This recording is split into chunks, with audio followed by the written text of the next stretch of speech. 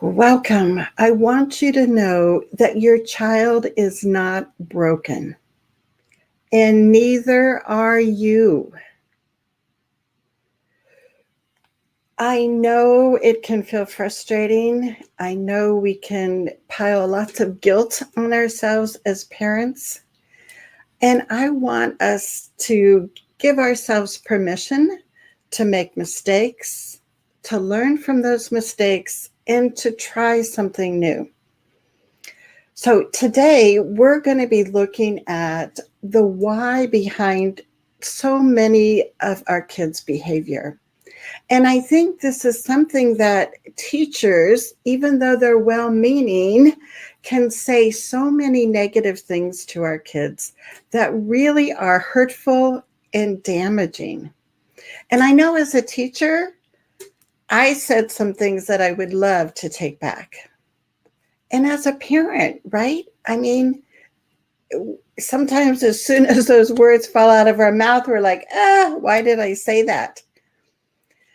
But give yourself some grace because you are doing the best that you know how. We all do that, right?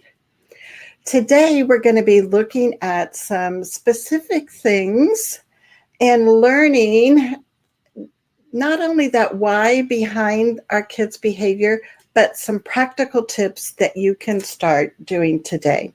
And what I love about these tips are they are like little baby steps that we can take, because that's what we need to do, is to make sure that we're positive, that we give our kids the allowance to take little steps, and we give ourselves that allowance to take little steps to make change. So I'm so glad you're here with us today. If you would like the training notes that I'll be putting together, just give us the word "wall" down below, and we will get you set up to get those notes emailed to you. So if you are new to the show, I'm Charmaine Tanner. I'm the founder of Collaborative Special Education Advocacy. After retiring from teacher, continuing to raise my son who has disabilities, I decided that I would also be helpful if I could be a professional advocate and help parents on this special ed journey. So welcome to our show. This is a show that we do each Thursday at noon Mountain Time. So let's get into our training for the day. And as always, if you can say hi, let us know where you're from. I would like to welcome you. So Karen's with us, and Heather's with us, and Shelly, and Lissa. How are you? I've been thinking about you. So welcome, ladies. And please feel free to type in comments and questions. That helps it be interactive. It's not like I have all the answers, because I don't. I want to share some information that I've learned, and I also want to hear from you guys, because you know a lot and you have a lot of tips and you can be helpful to other parents. So I'm excited that you're here with us. And we are going to be looking at a concept called the wall of awful. Now, this is from Brendan Mahan, and he lives in Massachusetts, but works with families across the country like I do. And he is an ADHD executive function consult, coach, and speaker. And I recently heard him speak on the Executive Function Online Summit. And if you didn't get a chance to watch the summit on Friday, Saturday, and Sunday, you can buy access to all the videos. You can have the audio transcript. You can also have the transcript of 23 different wonderful speakers. So if you're interested, you can go to executivefunctionsummit.com/ref/33. It is an affiliate link for me, but it's just pretty amazing, all the content and the words of wisdom that I got from that summit. But let's look at what Brendan calls the wall of awful. And he explains that when kids have failures, when they don't do what they expected of themselves, when they don't do what we as parents or teachers expect of them, they often experience failure, and it can be real or perceived, because we know, right, that perception is their reality. And so Brandon talked about how they have these bricks of failure and they start building this wall of awful. Now, the other thing that you can relate to is, like, we do this as adults, right? I mean, we have times when we feel like we failed our kids, or, we failed to be that mom that we see on Pinterest or something like that. So it's not only adults, or it's not only children, but we all as humans can experience that failure. Well, what happens next, he says, is that so many students will then have these feelings of disappointment, and they will add a disappointment brick to their wall of awful. But Brendan also tells us that we as parents can add these disappointment bricks to our kids' wall. Or if the teacher's feeling disappointed that your child didn't do what they wanted, the teacher will add a brick of disappointment to your child's wall of awful. So it's not only your child that is creating this wall of awful with all of these bricks of frustration and disappointment, but it's the people around them that are also doing that. That could be a coach, that could be a brother or a sister, right? So in a little bit, after we've talked about this wall of awful, I'm going to share with you some strategies that Brendan shared on the Executive Online Summit that I think will be really helpful for all of us to look at as far as what we can do to change. So after these bricks of disappointment have been added, a lot of times our kids feel that weight of rejection, and they'll add bricks of rejection to their wall. Now, guess what? The classmates will probably also put in a couple bricks of rejection. Or maybe it's the soccer coach, right? Or the soccer teammates. But this wall is being built from bricks of failure, bricks of disappointment, and bricks of rejection.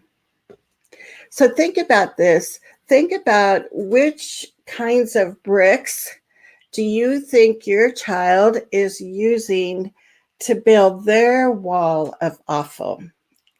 So share with us. And I know Heather's with us. Hey, Heather is from Florida. Yes, just give us the word wall and you'll get signed up for the training notes. But let me know. Let's have some, kind of interaction, give and take. What kinds of bricks do you think your child is building their wall of awful out of? And I'll give you some more examples here. So then next, Brendan talks about how that feeling of shame and guilt can start building up in your child. And if we are being honest and looking at ourselves, that shame and guilt, we add our own bricks, right? We as parents build our own walls of awful. And, this is not to say like, to make you feel worse, right? It's just to recognize that this is part of human nature, right? So it's not something that, makes your child bad. It is not something that makes you bad. It is just the feelings and the emotions that we often have. So this is interesting. Yeah. So bricks of hopelessness. Yeah, I mean, just hearing that word, right? And thinking about kids that are are back in school now. And, I mean, when I was hearing this session on the Executive Function Online Summit, I just thought of our neighbor girl that my husband tutors and her struggles with so many academic subjects. And so many teachers, I think, just write her off as being this hyperactive middle school girl that is just bouncing around and just, has no abilities. And I know my husband was saying this summer that it was frustrating that she wasn't choosing to read some books over the summer. And I told my husband, well, it's like you. I mean, my husband does not like computers. I mean, he doesn't use computers. He doesn't want to learn how to use computers. I said, if somebody told you, Jim, that you would have to learn all about computers and by the end of the summer you would be, this proficient, you don't want to do that. That's just like our neighbor girl that doesn't want to spend her summer reading. When we don't do something well, we want to not do it, right? So yeah, and so then after all of these bricks are added, in like the brick of hopelessness, or Shelley is saying the bricks of worthlessness, it's like, because my child receives nothing but no and exclusion for everything. I mean, that's like so devastating, right? And it's like, as a parent, it's like, oh, I mean, that, it's beyond breaking your heart, right? And to think that so many kids and parents walk around with this wall of awful. And Shelley also said perfectionism. Yes. And, sometimes we think that that could be a positive, but for a lot of our kids, that sense of I've got to be perfect prevents them from trying, or it gets them so stuck in redoing and erasing and redoing and erasing that they never get to move on, right? So I love these because these are true examples of what our kids are feeling. So let me add one more row of bricks here, and then we're going to talk. And so Brendan uses the brick of loneliness. Let me show that to you as another layer, as another part of their wall. And again, the whole concept is that not only does your child add these bricks of loneliness, but of course, friends that avoid him, they add bricks of loneliness. So if you look at this, it's just this incredible wall that prevents our kids from being able to, take those first steps, to get out their books when the teacher says so, to open up that math book and feel confident and start doing those math problems, right? When they have these walls of awful, it's extremely hard for them to be successful, either at school, at home, in the park and rec teams, whatever. And what Brendan also said is that a lot of kids will have more than one wall. So they might have a wall of, I can't do this homework. It's a trigger for me.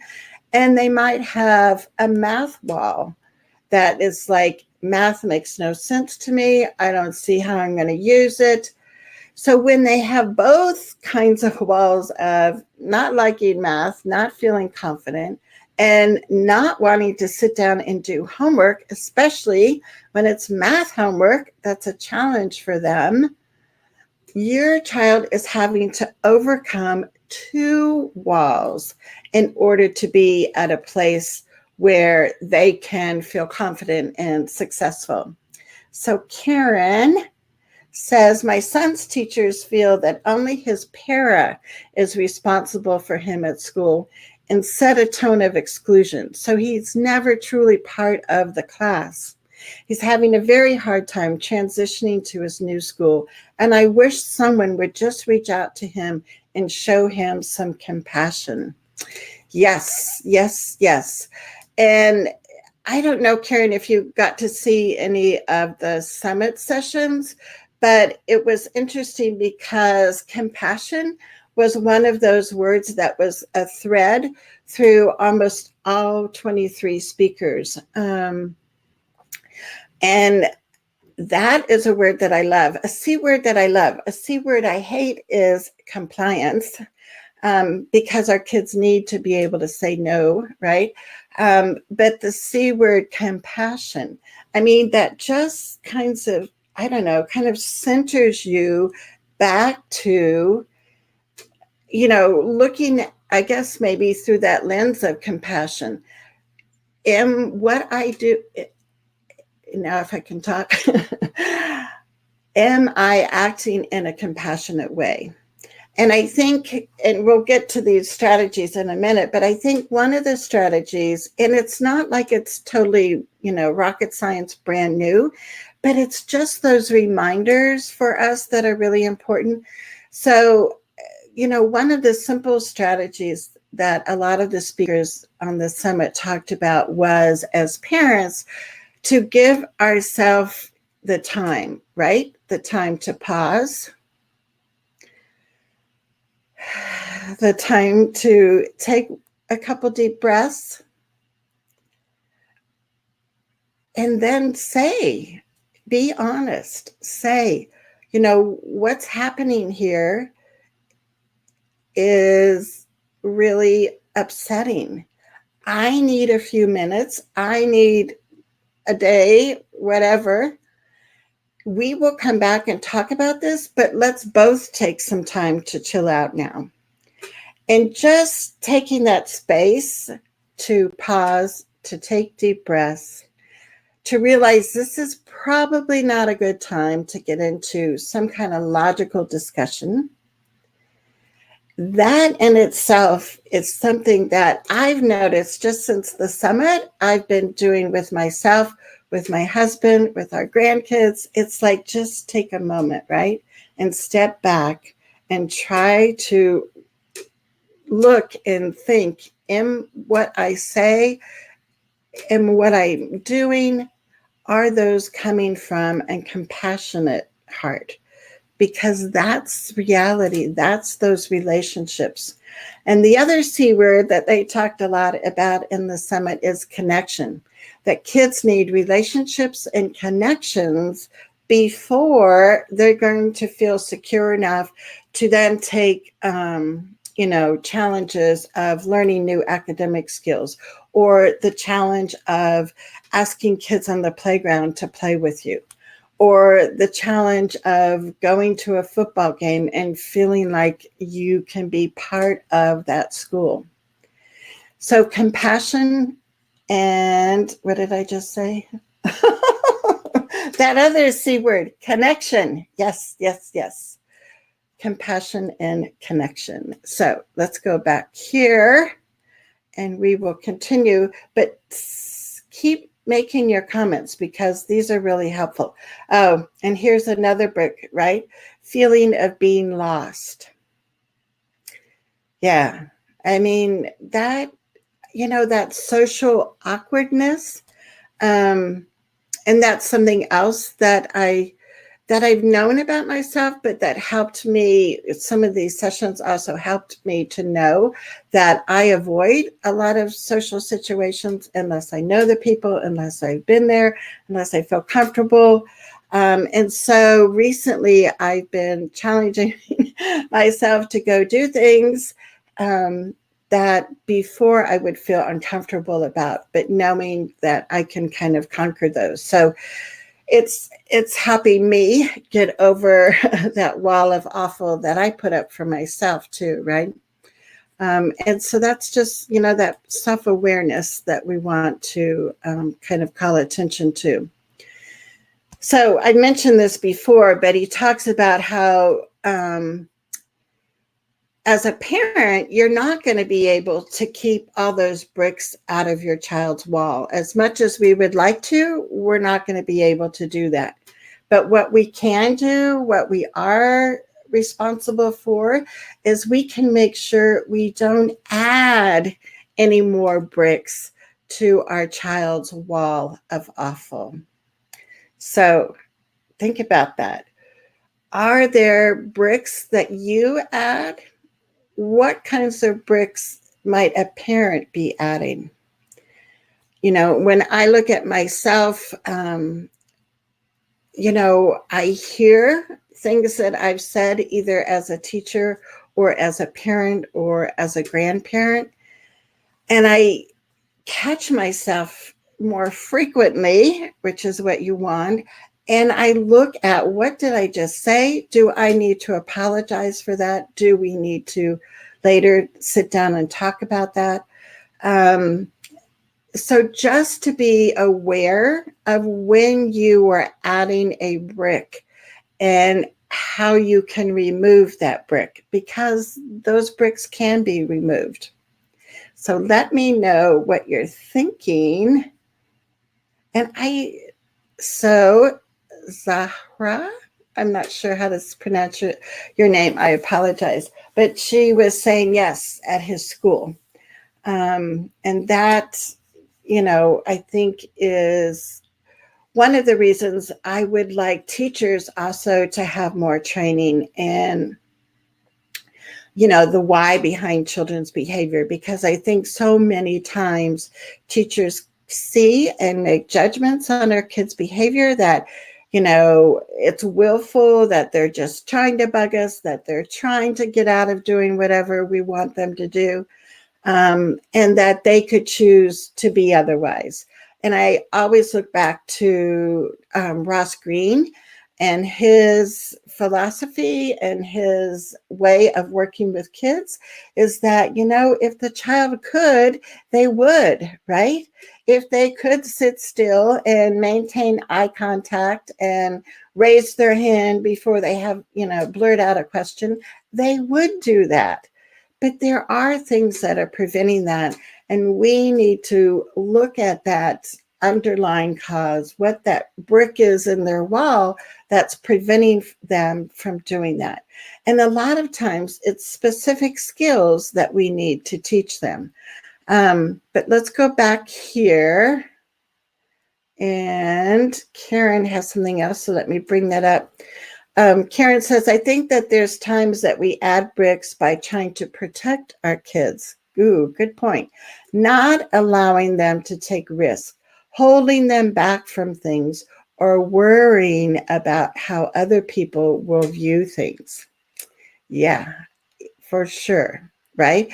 And I think this is that natural kind of, parenting, mothering response is to keep our kids safe and protected.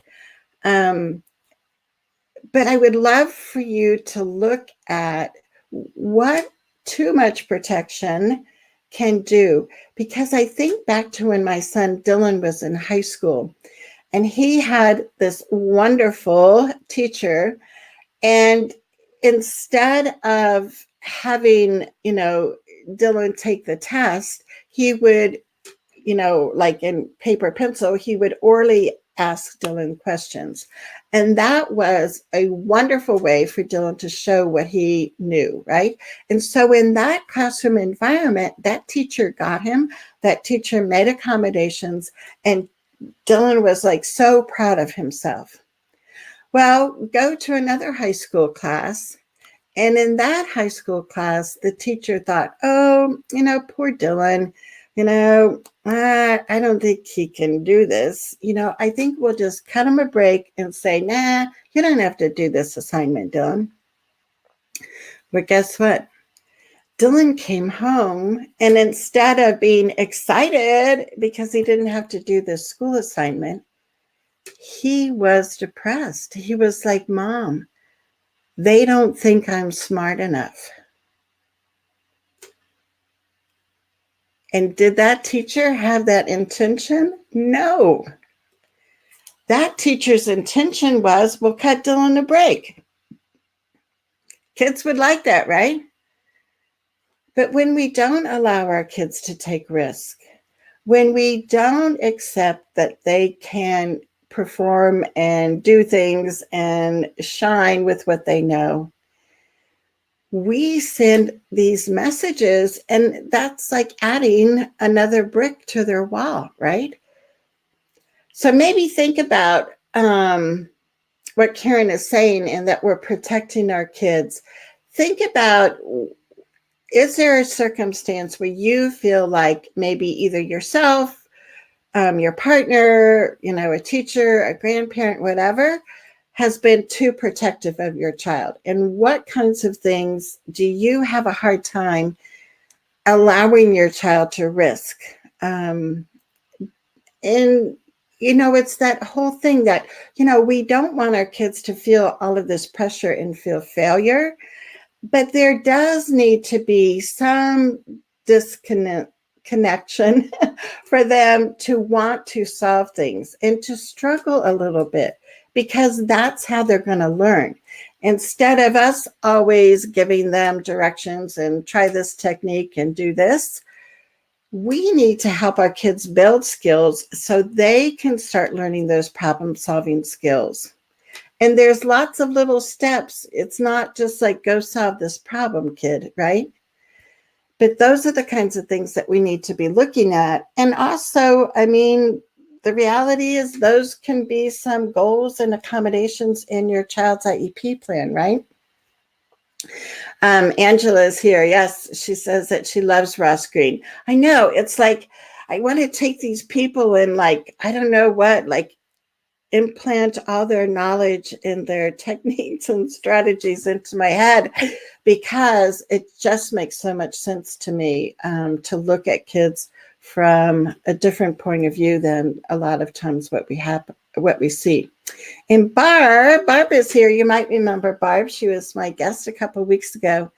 And this is cool. So this is the strategy that would be neat. Barb says, this is where I see photo albums filled with what we see, notice, and acknowledge about our kids beyond the disabilities come so effectively into play. Can be a real touch point for our kids when they need it, and we may not even know it, as well as ourselves, reminding us of the positives. I love that, Barb. And I was just thinking about something like this recently, because I love when the memories come up on Facebook and there are all these cute pictures of my grandkids or my children, when they were much younger. And what is nice is that, we usually take pictures of something positive that we want to remember, that we want to record, right? Barb has some excellent techniques of how we get those photos off our phone or off of Facebook and actually make, digital albums or whatever for our kids to see. But what I was thinking about, so when those memories pop up on Facebook and it's like, seeing my cute grandson, peeking around a corner, and I snapped a picture of him. My grandkids love when I see them after school and I'll say, ooh, look at these cute pictures that came up today.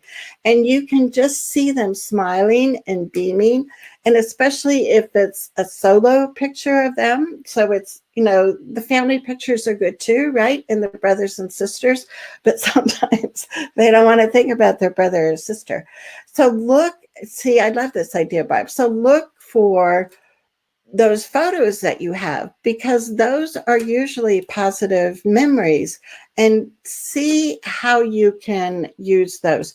One idea is to, have those photos printed, have your child make them into a book.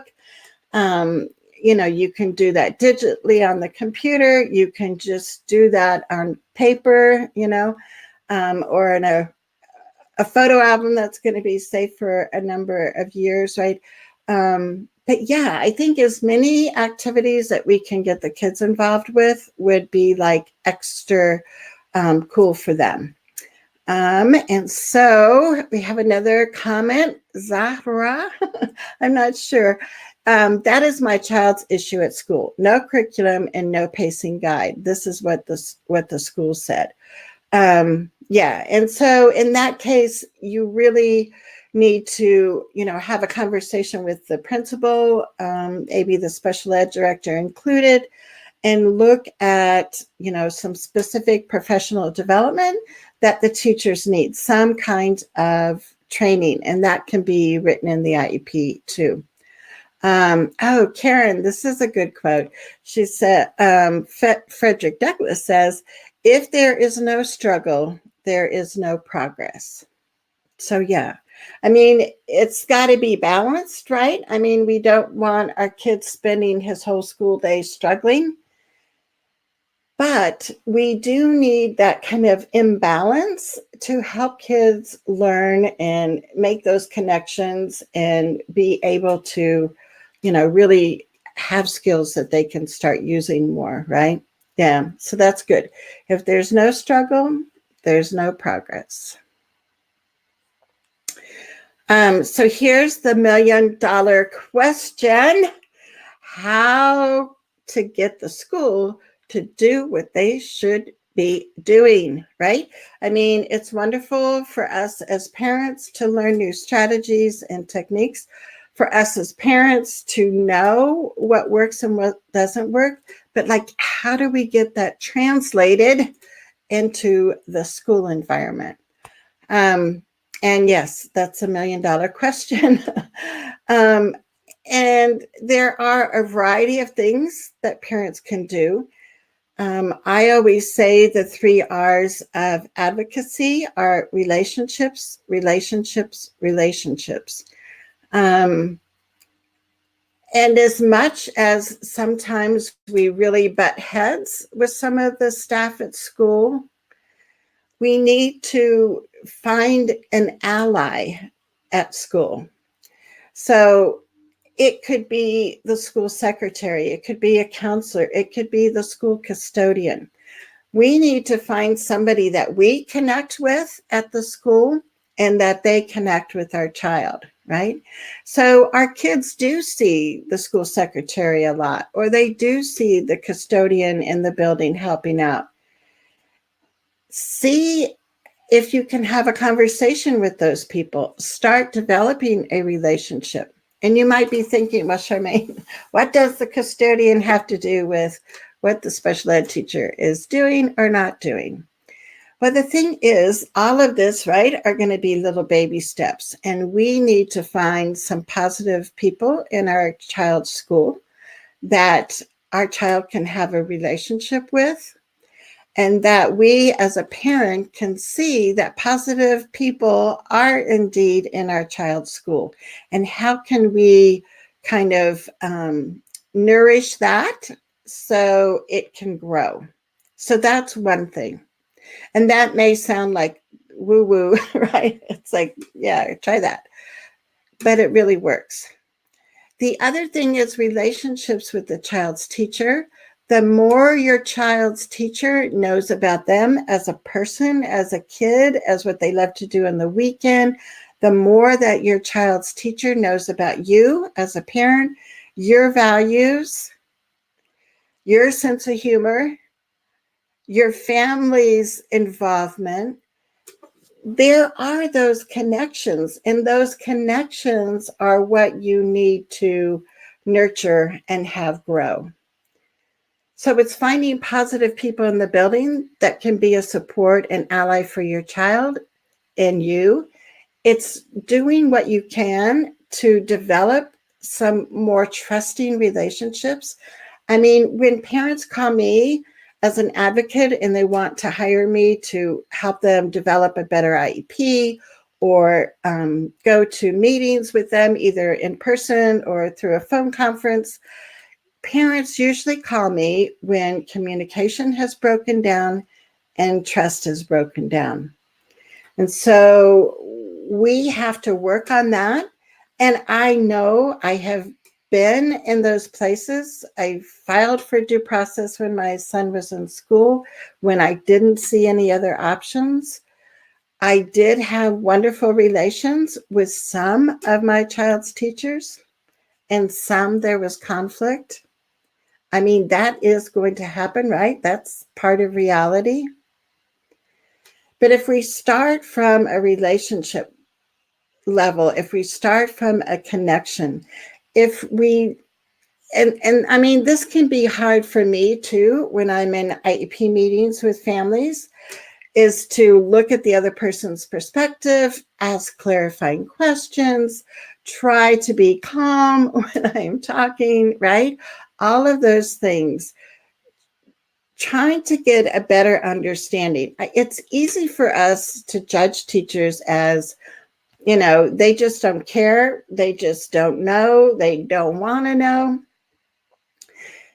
But when teachers are given support, they can make positive changes. So another strategy, if the school isn't doing what they're supposed to be doing, is writing staff training in the IEP, and that goes under supplemental services and supports. And you can also ask for parent counseling and training, and that would go in the same section. Now, I recently had a mom do this, and I thought it was brilliant because, just like we're not trying to make the staff be defensive, that they could use some additional training. As parents, we don't want to feel defensive that, you know what, I could learn something here too. And by putting parent counseling and training, which is what IDEA allows you to put in IEPs, you are, in fact, forming this relationship, right? Because the school is going to have to provide that. And by the school providing it, you're going to be getting to know more of the staff. Now, we could do a whole training on how you have to be real specific in the IEP about asking for training, like who's going to do it, when's it going to happen. The most important part that gets left out being written in the IEP around staff or parent training is the follow-up coaching, because we all revert to past behavior unless we have that ongoing support. So there are things to do. It's, and it depends on the situation, right? I just was in a state complaint interview yesterday with a family and a state complaint officer. So it depends, right? Where you are and what the next step would be. But yeah, that happens. And Barb says, when I saw that the teachers had been set up for failure by the administrators, I went to bat for them with the administration to hold their feet to the fire. Talking about training and extra support. The teachers were so grateful. So yeah, look at that. I mean, and I'm guilty of this. Like, I'm always worried that the teacher's going to feel defensive. But how many times do teachers try to, on the download, say something to parents? I've been asking for this. I haven't gotten anywhere. If you, as a parent, bring this up and suggest it, I bet we'll get a lot further. So think about the power that you have as a parent. Think about the power you have when it's two parents or four parents or a group of parents that are asking for something in support of the teachers. And that could be as simple as, getting grass on the playground because it's so dusty out there. And the teachers are always saying the kids are complaining about the dirt and the mud and the. So use your power of influence. And no matter what the project is, find some little project that you can do to support the teachers, support the kids, support the school. And if you do suspect that it's the administration that is holding teachers back from doing what's really best practice, then you need to make sure that you have conversations with, the principal, the special ed director, the director of curriculum, the superintendent, the school board. Climb up that ladder, right? But yeah, there's things that we can do as parents to support teachers, and that does a huge amount to develop those relationships. So Lissa says, it's been my experience that if you do find a caring connection at your child's school, especially if it's a teacher or a para, hold on to it as a priceless gift. Yes. Yes, yes, yes, Lissa. And those are perfect words of wisdom, right? And insight that you have because you've seen the difference for your son. When there is that teacher, that para, that classmate that really gets your child and celebrates them for the wonderful gifts that they have, right? So thanks, Lissa. That's like pretty amazing. Let me see. I don't want to miss anybody's comments. Okay, so here's another comment. It says the reality is that all children with disabilities belongs to one room, but it is not practiced same for children without disabilities. Yeah. And if you've seen my other live shows that we do on Thursdays, inclusion, having that sense of belonging, having children really welcomed in school and welcomed to the general ed classroom, that presumption that all kids can learn, those are like huge values for me and our family. And we wanted to make sure that all three of our kids had that feeling when they went to school. The other thing I think is important to remember is even though, on this Art of Advocacy show, we're focused on kids with disabilities, it really is more than that, right? It's kids that speak a second language, or their first language is not English, and English is their second language. They are often excluded, maybe not going to a separate room, maybe, but just that, you can physically be in a classroom, but still be excluded. And so it's kids that have executive functioning skill deficits, right? Or like, that sounds horrible. But that need support and learning how to plan and organize and execute things, right? Those kids can be excluded. And teachers can kind of mentally push them to the side. So what other kinds of students do you think in schools are even mentally pushed aside by some staff? So it's kids with disabilities. It might be kids with those invisible disabilities that haven't been identified. Kids that their native language is not English. Kids that come to school without a breakfast.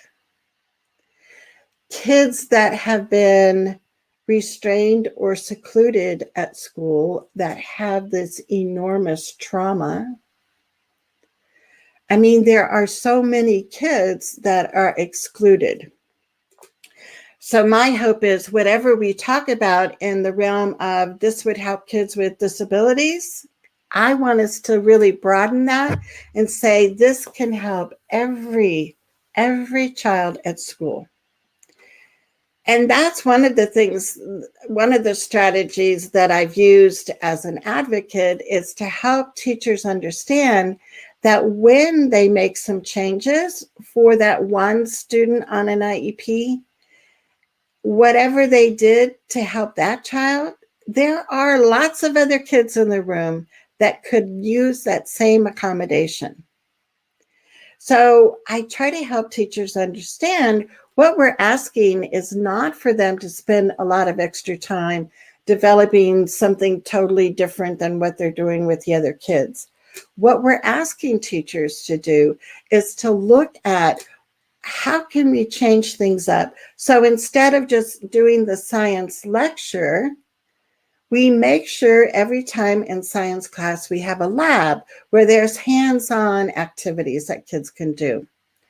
Or what about instead of saying everybody has to turn in a book report by Friday and it's got to be 5 pages long, we say, what what are some ways that you want to tell us about the book? Do you want to do a PowerPoint? Do you want to do a video? Do you want to do your own podcast about the book? Do you want to make a diorama about the book? So we want teachers to expand the choices that they give, not only the child with the IEP or the 504 plan, but offer those choices to all the kids in the classroom, right?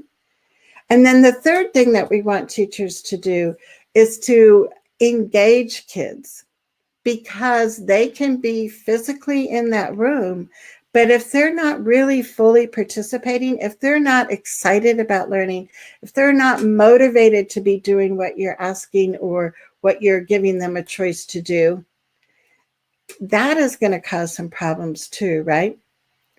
So it's a whole culture shift, and that takes time. But the more we know as parents, the more we can create change. So that's the thing that, gets me really excited. So if you have joined us since I told this to you, give us the word wall below and you will get a copy of the training notes that I write from this show, and they'll be emailed out to you. So thank you. Let me see if we have any other comments here that I missed. Oh, cool. Here's Karen, and she says, my son's para drove to Pueblo West to pick up her kids after school Tuesday and back to Florence for my daughter's birthday. Look at that. So talk about a connection and a relationship. So kudos to you, Karen, because you've helped develop that relationship with your child's para. And how cool is that they can also be involved in out of school things with your kiddo. So that is great. Yes. And Barb says that too. Yes. How neat. We love that, right? So there are good stories. There are good things happening. And speaking of, I'm going to start doing this because I love these. So these are little cards. I have one. These are how to love yourself cards. And they're by Louise Hay. I don't know if you know her, but I love her philosophy of life. So anyway, I'm going to give away 3 of these cards today. So I'm going to randomly go through here, and I'm going to try this, right? I'm going to close my eyes and I'm going to scroll through the comments. And the first person that I stop on, that person will get a choice if they want number 1, number 2, or number 3. And I'll tell you what they are. So let me close my eyes. Let me scroll through the comments and stop. So Karen, you're our first lucky winner. So Karen, write in the comments if you want card number 1, card number 2, or card number 3. So Karen gets a choice, and I need to write this down so I remember. So Karen, and now I'm going to close my eyes, get over here. I'm going to go through the comments and stop at Karen. So we got to find out first what the other Karen from Colorado said. What number did she pick? Did you write it in here, Karen? I know. So Karen, I'm sorry. I know. So Karen from Colorado, you get to pick first. Do you want number 1, number 2, or number 3? And then our other Karen gets to pick the next one. Okay. Now we got one more. So let me close my eyes, go through here, and stop. Barb, Barb, you get one of these cards too. So let's see if we got people to pick. Okay, so Karen picked number 3. So let's see what number 3 says. This is number 3.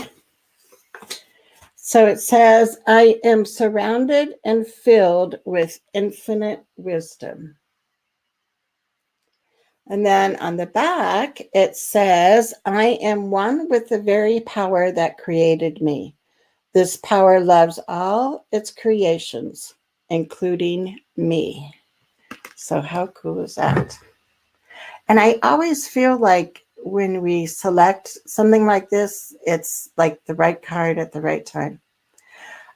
So Karen, Karen, if you can send me a private message, and I'll mail your card out to you. Okay, so let's see. Cool. So Karen with a C wants number 1. So here's number 1. Let's see what number 1 says. Lifetime after lifetime, I am a shining spirit, a beautiful light. And on the back, whoop, it says, I am always safe. I am eternal. I will go on forever from experience to experience. So, Karen with the C, give me a private message with your mailing address. And Barb, you get lucky number 2. So it says, each person is part of the harmonious whole. I think harmonious is one of those words I love. And the back of it says, with joy, I recognize my perfection and the perfection of life. So, Barb, I don't think I have your mailing address. Send me a message so I'll get those out. And so we'll start doing that because I just think that we all need these little positive reminders, right? So how cool is that? Now, I want to see, I think we might have had a couple other slides here of some specific things that Brendan had suggested. One, which I thought was interesting, and I think about this sometimes, but it was a good reminder, is his suggestion was, don't check your child's homework. Teachers need to know what your child knows and what he needs to be retaught. So he was saying, like, not only, when we correct, their homework or have them corrected, then they take it into class. Hopefully they'll turn it in. But the teacher looks at it and goes, that's great. They got all of that right. And we also know as parents and grandparents how it can be frustrating to get your kids to do the homework. And after they've done it, then they know the next part is mom or dad's going to sit there and go, no, this one isn't right. Erase this, do this. And it just extends that agony of homework. So instead, and you can always talk about whether or not homework is appropriate for your child. There's not much research that says before high school that homework is very helpful. So that could be an accommodation, and you just take homework off your plate entirely, off your kid's plate. The other interesting thing that he said was for us to remember that lying isn't a sign of disrespect. It's a sign of fear and anxiety. So again, understanding that why behind our kids' behavior, that is like critical, right? For us and for staff. Now, the other thing that he talked about, and my guess is you've heard, similar things as far as our prefrontal cortex being the area in the brain that is the logical thinker, that can organize, that can plan, that can reach goals, right? And when we are super chill, when we're relaxed, like on a beach in the South Pacific or whatever would be super relaxing for you, our prefrontal prefrontal cortex part of the brain is the one that's operating, is driving the, the whole brain, right? It's like executing things. But when our kids start to, feel anxious or frustrated or disappointed or all those things, right? If they start getting to be like, I'm kind of feeling like a 4 or 5 here. So it kind of goes with zones of regulation too, right? That's when that reptilian part of your brain is starting to take over a bit.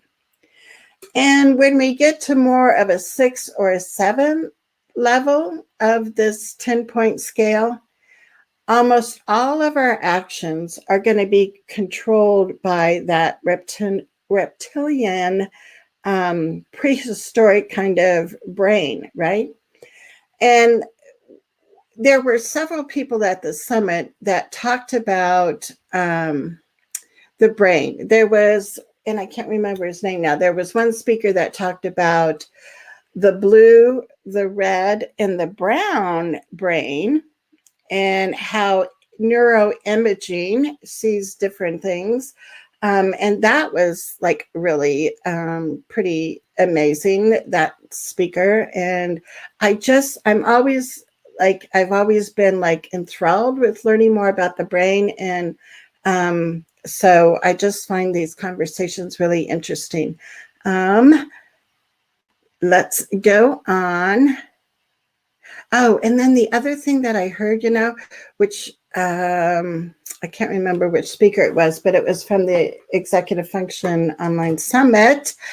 And they talked about, this was a person from Canada, and he talked about looking at tortoises and studying, tortoises, and that they are more of a, I forget the term he used, but like a single kind of person. They're not like a mammal where there's this, lifelong connection and everything.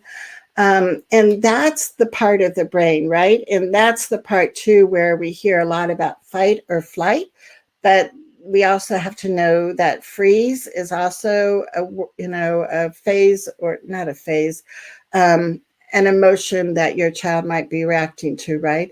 So when that lower brain is driving the bus, that's where our kids are in that fear, flight, or freeze mode. And to recognize that, that's not going to be the time that you want to sit down and have a logical conversation about what your child did and what the consequences are and how they're going to, solve that, what they're going to do differently next time. No, when your kid is operating from that, you cannot, even try to have those prefrontal cortex conversations. So if teachers being aware, as a parent, you have so much information that you can share with teachers about what triggers your child's, reptilian brain, and get that to be prevented in the school. So that's like super important. And let me see, I think we have a couple other suggestions here. Yeah, and this, this was really important too, is that help our kids connect the dots without shaming them. Because some of our kids can see the cause and effect of what their action was. When they got up real close to their brother and screamed in his face, some kids don't understand that your brother is going to react in this way, right? So as adults, we need to help our kids connect the dots, understand, but we need to do that in a loving, compassionate way without shaming them. I think about, the clothespin chart in the classroom, or, like everybody's on green and then you flip a card and you have to go to yellow or whatever. Those kinds of public displays of shame are like horrible. And if you see that in that kind of behavior chart or whatever in your child's classroom, I would seriously have a conversation about that. And I would make sure that in my kids' IEP, it was written that that would not be used for your child. Because that is like a horrible example of shame, right? That some of our kids experience every day. The other important message, and again, this is probably not new, but it just helps us to to remember this, that we need to let our kids know that even though this situation may be a problem right now, they are still loved. I remember when I was in college, well, a long time ago, that one of the phrases that always stuck with me was, I love you. I don't love your behavior. To make that difference between that whole person, that child, that student, you do have that love for them.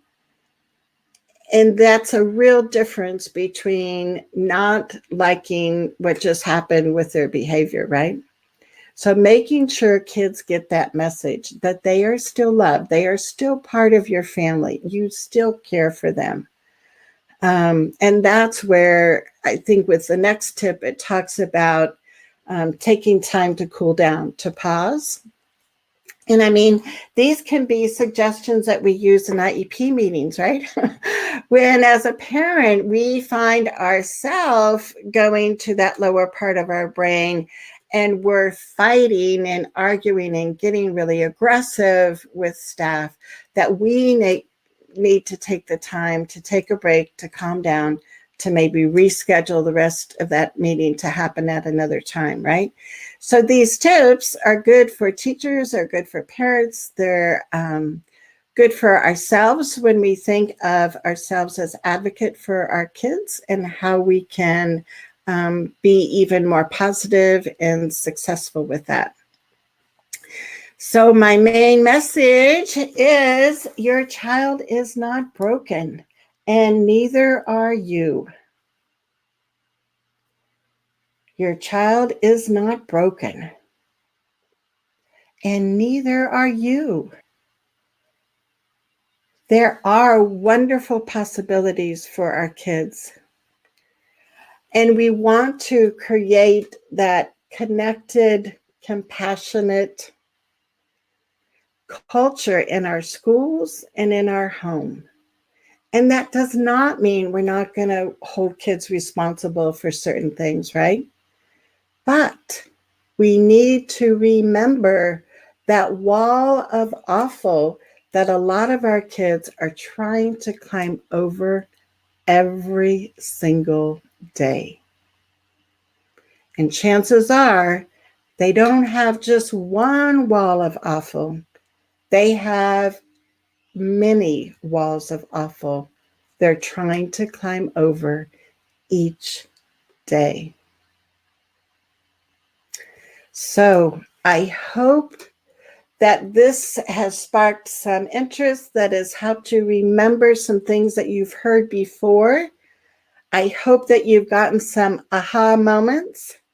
Share what you have gotten from this. Make sure you share the video with friends and family that need to have this understanding too. Yes. Karen says, my kid is amazing. He just needs a chance to show everyone. Totally. Yes. We want teachers to give him that chance, right? And let's see. Shelley says, this was amazing. Thank you so much. I love being with people who think the same way I do. I know. It's like, yes, right? So keep the conversation going on my Facebook page, Visions and Voices Together. Make sure if you are Karen with a K or Karen with a C or Barb with a B, that you send me a private message with your address, and you will be getting a wonderful little memory from our session today. Thank you so much for being here. know that you can still, let me go back and show this, you can still get access to the Executive Function Online Summit by purchasing it now. But it is so cool because you get the video, each video from 23 different speakers. You get an audio file, so if you want to just listen to the audio in your car, and you get a written transcript. So I love it because it's like you using the principles of universal design for learning. You get the visual, the auditory, and also the copy, the transcript to read, if that's your preference for learning. Also, the speakers have recorded a short, each speaker recorded a short video just for students. And they're putting this in to your access when you buy that access pass. And I'm really looking forward to listening to those and see, I mean, pick and choose which ones you think would be helpful for your child to listen to.